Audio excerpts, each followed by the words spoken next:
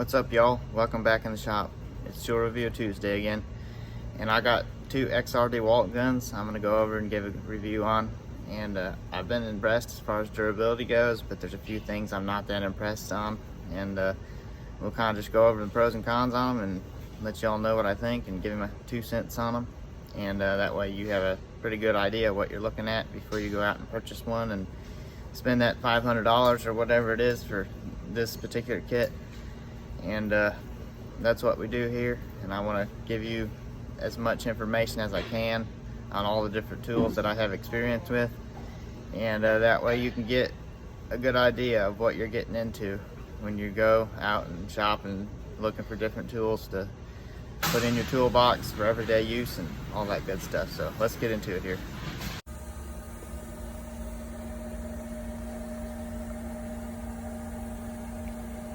Alright, so I got the two XR Dewalt guns, 1/2-inch drive. The part number on this one is DCF899. I believe this is the biggest 1/2-inch impact that they make. Highest torque output, it's rated at around 1200 foot-pounds. This is the 3/8 drive. Both of them are on the 20-volt platform. The part number on this one is DCF890. Now, as far as these two guns go, I bought them both at the same time, and I spent just over $500 on both of them. And I had 3 batteries, the 2 guns, 2 chargers, and 2 carry bags, and that's the way they kind of came, the kit I put together. And the 1/2-inch drive gun, I've been super impressed with. No, it's not the most torquey gun out there, but it does, as far as light cars and trucks and the automotive repair industry, it will do 98-99% of everything you need it to. There's been a couple instances where I was trying to take out rusty subframe bolts, and it either struggled greatly or it just couldn't break them free, and I had to break out the old breaker bar and get on them. But for the durability, the very well balanced, the lightweight, I mean, it's probably one of the lightest and most well balanced guns that I've found on the market. And I mean, that's comparing Snap-on, Matco, Milwaukee, all the major ones. And out of all those 4, this is the one that is the most balanced, the lightest weight,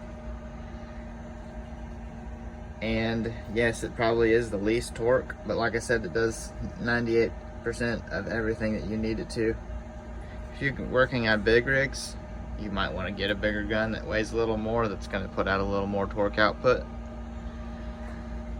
But I don't get that much into that stuff, so this one really does me really well. And I've had it right at about 2 years, both these guns I have. And that's everyday use, day in, day out. I mean, they don't get any slack, just like any of my other tools don't. And this one's still on a 5 amp-hour battery, using it maybe a total run time of about, let's just say, an hour a day, because that's on-off use. I ride out about 2 weeks, maybe 3 weeks out of a battery before I have to charge it.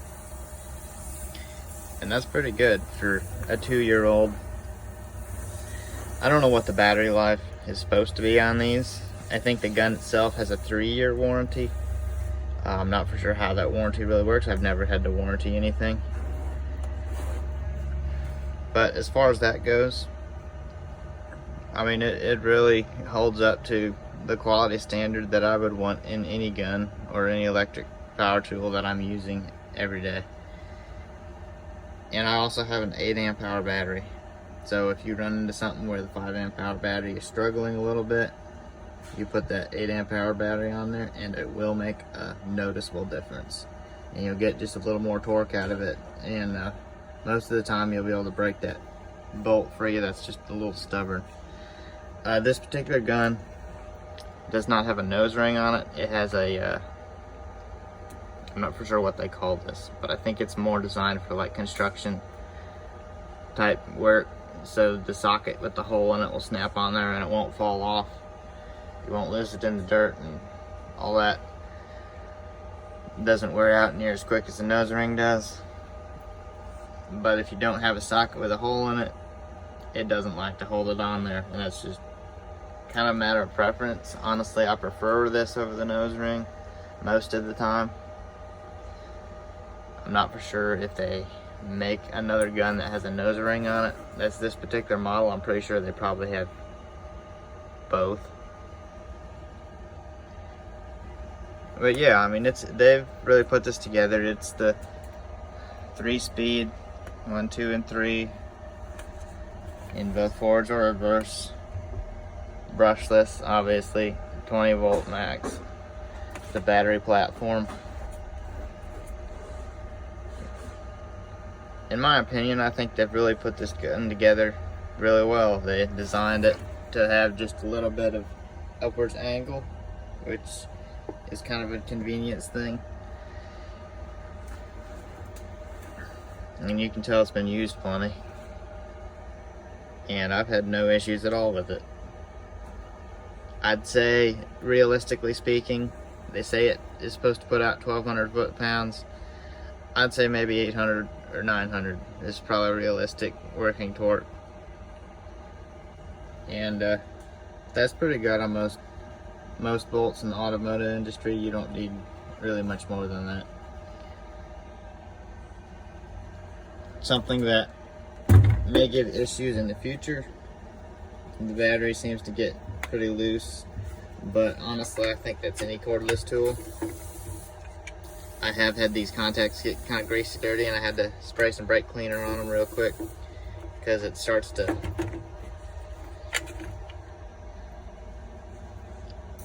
I don't know if it's really losing connection. It just seems like the gun thinks the battery is low even though it's not. And another thing too, I use these on my grinder and they get metal shavings all in the contacts. If it has too many metal shavings on it, I've had this happen a couple times, it'll actually drain your battery slowly if there's a whole bunch of metal shavings on the contacts. Just a little bit of resistance there and it'll drain the battery out over time. But as far as everything goes, the XR DCF899 meets all of my standards as far as durability, torque, design. I really like it. That would be my #1 gun as far as just everyday use. 3/8 drive gun. This is a DCF890. I don't know what other 3/8 guns they make as far as variety of torque. I'm pretty sure this is the same one that runs the head for putting a 1/4" hex bit in. I think the internals are the same. And as far as durability goes, this gun's held up. It hasn't had quite as much use as the 1/2" drive one, but it's never given me any issues as far as cutting out or anything like that. As far as electrical goes, it's been decent. But in my opinion,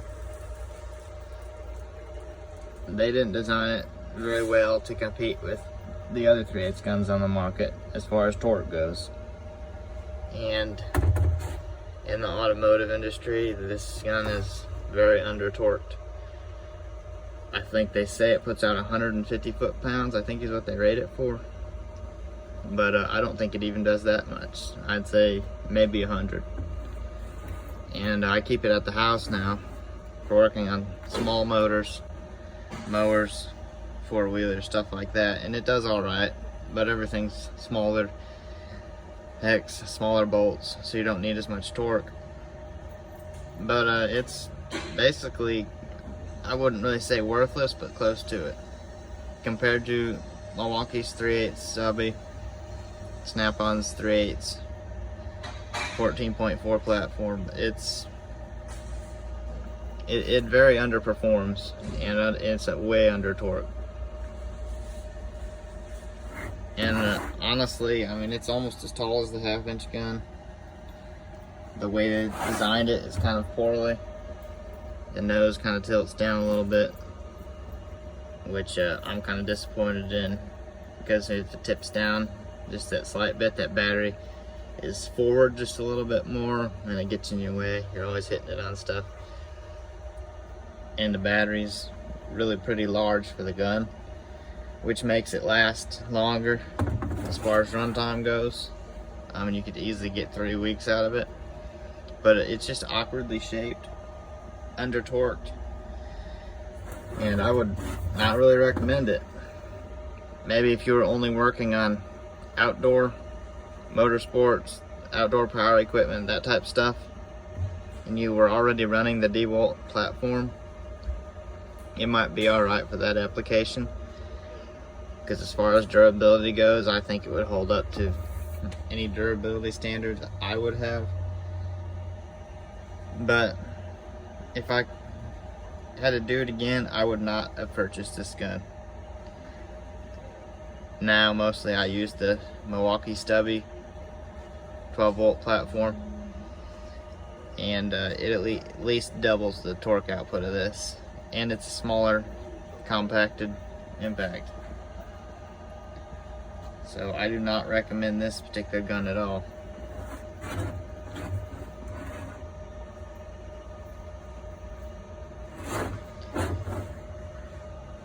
I know everyone's got their own opinions on which gun is the best and all that. People argue all day long about it online, but at the end of the day, it's really whatever works for you. And this one right here is what works for me, and this one doesn't work for me. And that's just a experience-based opinion. But I know a lot of you, when you're looking into purchasing a new tool or new power tool or whatever it is, I mean, I do it too. I get online and see what people are saying about it. That's what these videos are for, to give you a little insight before you purchase something.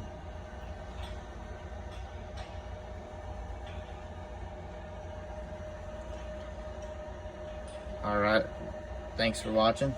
We'll keep more videos coming. And like, subscribe, follow, all that good stuff. I appreciate comment interaction as well.